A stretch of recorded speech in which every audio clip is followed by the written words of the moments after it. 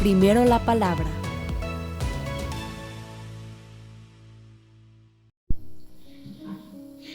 ¿Qué tal, queridos amigos? Aunque le extrañe, no se me vaya a ofender, usted habla dialecto. Y digo que no se me vaya a ofender porque muchas personas en automático, de inmediato, piensan que los dialectos solamente son usados por grupos marginados, eh, con poco desarrollo cultural, lo cual también es muy discutible, porque eso del desarrollo cultural habría que ver en qué consiste.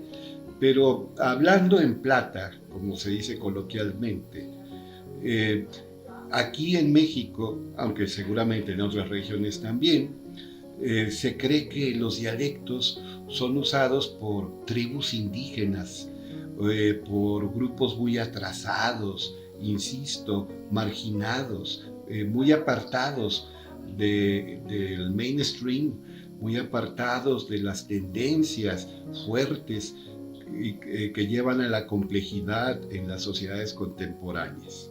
El dialecto sería, pues, la expresión de grupos y de individuos atrasadísimos y considerados socialmente poco desarrollados.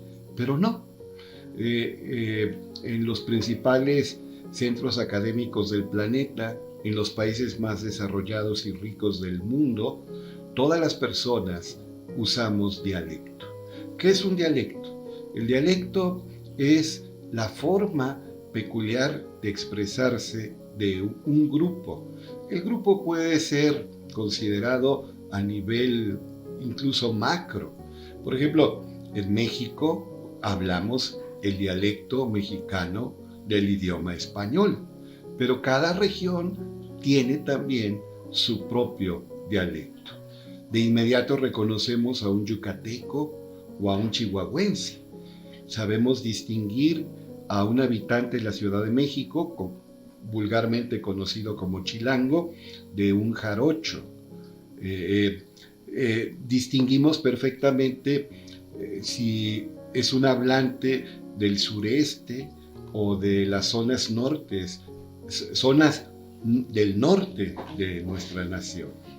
Y claro, hablando español y siendo expresiones del idioma español totalmente válidas, sabemos distinguir a un español ibérico de un argentino, de un cubano, de un colombiano, de un chileno, de un mexicano.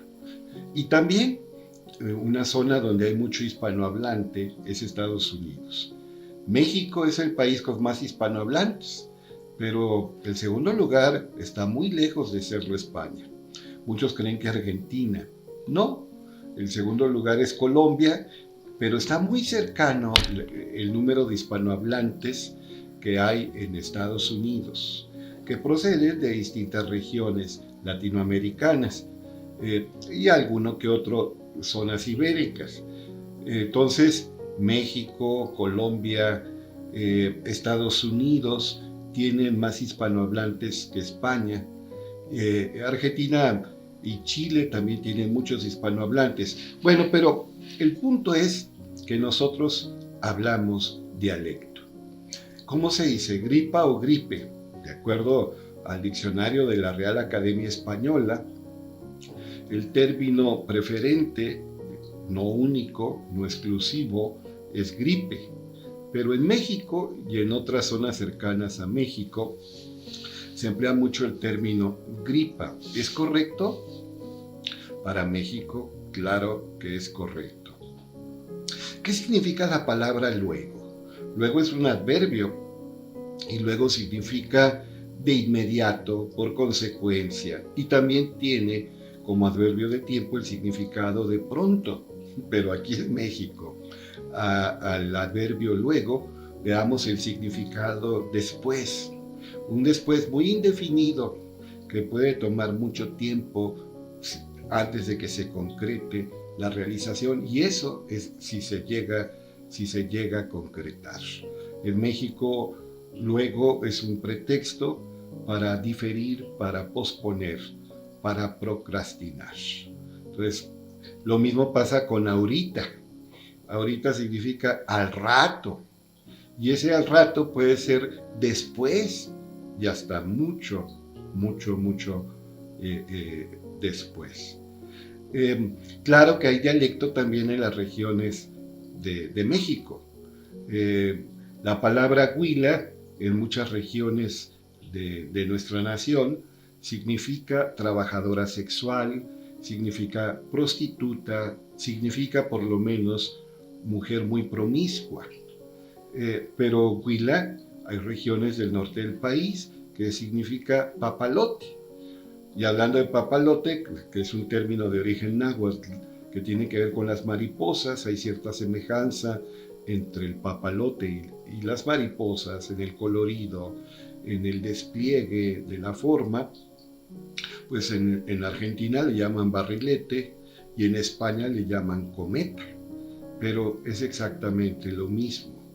El papalote, el barrilete, el juego llamado cometa, y también en algunas zonas del norte del país es huila. Un dulce que nos gusta consumir a mucha gente, yo me incluyo, pues es un dulce producido a partir de leche quemada, que le agregan vainilla o la pueden envinar, y aquí lo conocemos como cajeta.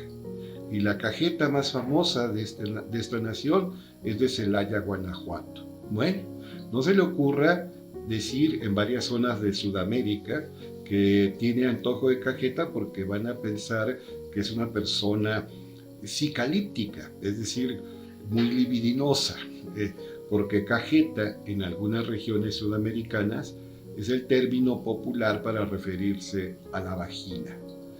Me acuerdo mucho cuando estaba de moda John Livingston Seagull, Juan Salvador Gaviota, esa novela de Richard Bach, pues algunos compositores de canciones hicieron precisamente canciones que tenían que ver con ese libro, Juan Salvador Gaviota, de Richard Bach. Uno de ellos fue nuestro recordado, de grata memoria, compositor argentino, cantautor argentino, aunque vivió muchos años en España, décadas incluso, Alberto Cortés. Alberto Cortés viaja a Cuba y empieza a hablar de la trascendencia, de la emancipación, del espíritu de superación, de levantar el vuelo, e invita a que nos convirtamos en pájaros. Y de inmediato empezaron las risotadas entre el público, porque en Cuba, por lo menos en algunas regiones de Cuba, se le da también el significado de pájaro a los homosexuales, y a los homosexuales más modosos, más afeminados, más llamativos. Entonces, cuando Alberto Cortés hablaba de que él quería ser un pájaro, pues la gente reía, y reía mucho. Bueno, entonces la diversidad es riqueza, y la Academia Española de la Lengua hace décadas que es un poco más inclusiva y reconoce las diferencias y las acepta cual debe ser, las diferencias dialectales del idioma español. Aunque el término es de origen inglés, ya cobró ciudadanía también como un término adoptado por la lengua española. ¿Cuál término? Estandarización. Y entonces la Academia Española dice, hay que buscar un español estándar, es decir, un español que sin mucha dificultad lo puede entender un cubano, que alguien de la península ibérica, lo mismo alguien de la península ibérica, de Argentina, de Ecuador, de Guatemala, de México, de Texas, de California, que aunque son zonas norteamericanas, pues hay mucho hispanohablante allá. Entonces, aceptemos las diferencias, y para entendernos mejor, cuando hablamos con otros hispanohablantes provenientes de otras regiones, busquemos el término estándar. ¿No se le antoja comer unas gambas? A mí sí. ¿Y qué es eso? Pues son unos camarones. Hay que manducar o llantar de cuando en cuando mariscos, ¿no? Manducar, llantar, son términos válidos que tienen que ver con el consumo de alimentos.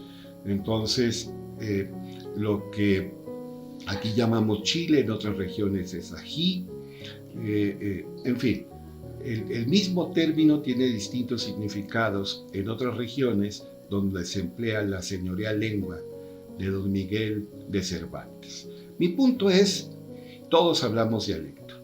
No hay un individuo, no hay un grupo que para expresarse no emplee el dialecto. El dialecto es la variedad de una lengua y la lengua es rica, es variada, es diversa.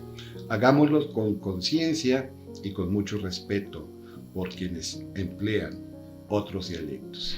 Espero contar con el favor de su atención la próxima semana, pero hoy, como siempre, con mucho gusto, les digo, ánimo Laguna.